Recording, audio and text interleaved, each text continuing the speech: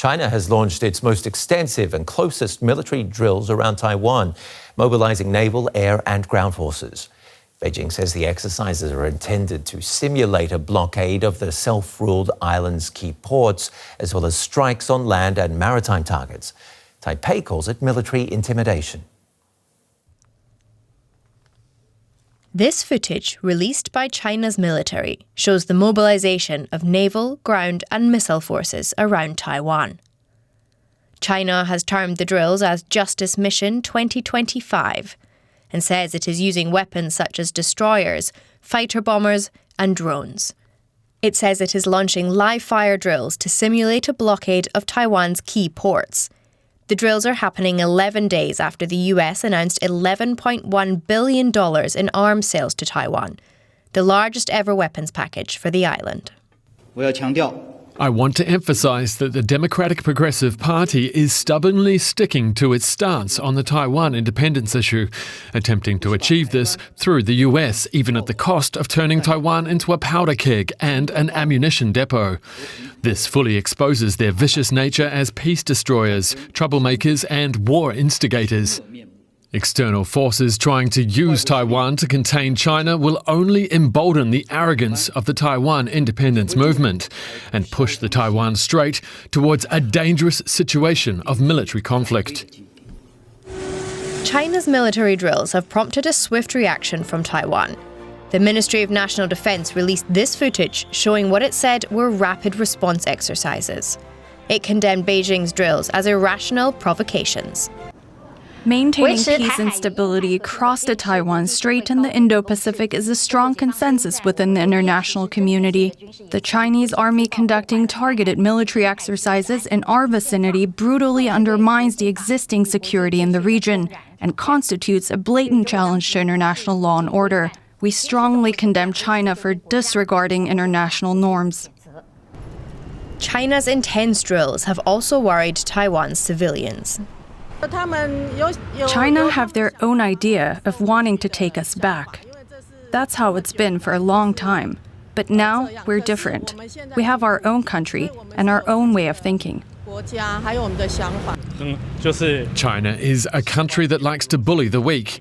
Look at such a big country bullying us. I find it most amusing that China claims Taiwan is part of China, that we are one family. Why is it then threatening a family member like this? Don't you think that's strange? China has long claimed the island democracy as its territory, and Beijing has refused to rule out using military action to seize it. William Yang joins us from the International Crisis Group. William, are these military drills or a military threat? Yes, I think increasingly the actual level of threat that these military exercises are going to pose to Taiwan and the region is on the rise. If we look at the latest drills that have taken place on Monday and then will extend into Tuesday, the zones that the PLA has established for the live-fire drills are really getting much closer to Taiwan's actual territorial sea. And on Monday, 14 naval vessels from China's Navy and also the Coast Guard vessels are operating just right outside Taiwan's territorial water. I think compared to the similar military exercises in the past, the intensity, the range, and also the proximity of China's operations are definitely much closer to Taiwan's territorial waters. And I think it's intended to send a very deterring signal both to the government in Taiwan, but also to the US and Japan and other like-minded countries that are, increasingly concerned about Chinese military operations and the expensive Chinese military development in the region. But all of this, of course, is being done out in the open. Is there a lot Taiwan and the US can draw from these simulations? Yeah, I think, because of the particular strategies that are still involved in each of these large-scale blockade-style military exercises that the PLA are conducting around Taiwan almost routinely for twice a year at least, there are still valuable lessons for the Taiwanese military and the U.S. and other like-minded countries to take away. For example, the types of weapons and also the formation of the operations that the different branches of Chinese military are conducting or incorporating into these drills are definitely lessons that should quickly be incorporated and assessed by the Taiwanese military and also the U.S. military. And also, they should start the discussion with like-minded allies in the region about how to actually deter and also prepare for similar attacks in the future launched by the Chinese military. Well, talking about allies, where does neighbouring Japan stand in all of this? We know that the new Japanese Prime Minister Sanae Takaichi have very openly expressed her concern about a future, Chinese attack on Taiwan and what that would mean for Japan's security. And at this point, we are not seeing Tokyo stepping down from that position. Rather, they have just passed and approved a record new level of defense spending for 2026. And there has also been a lot more movement from Japan to consider deepening defense-related ties with not only just the United States, but other countries in the region like the Philippines. So I think as China intensifies its military pressure on Taiwan and other, regional countries, Japan is definitely going to closely evaluate the impact of this trend.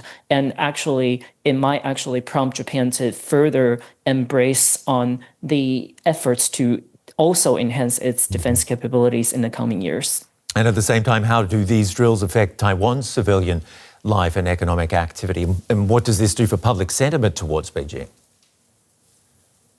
So, I think at this particular point, the Taiwanese general public have become so used to these large-scale military exercises that have started since 2022 that, in general, they won't have a dramatic reaction to it.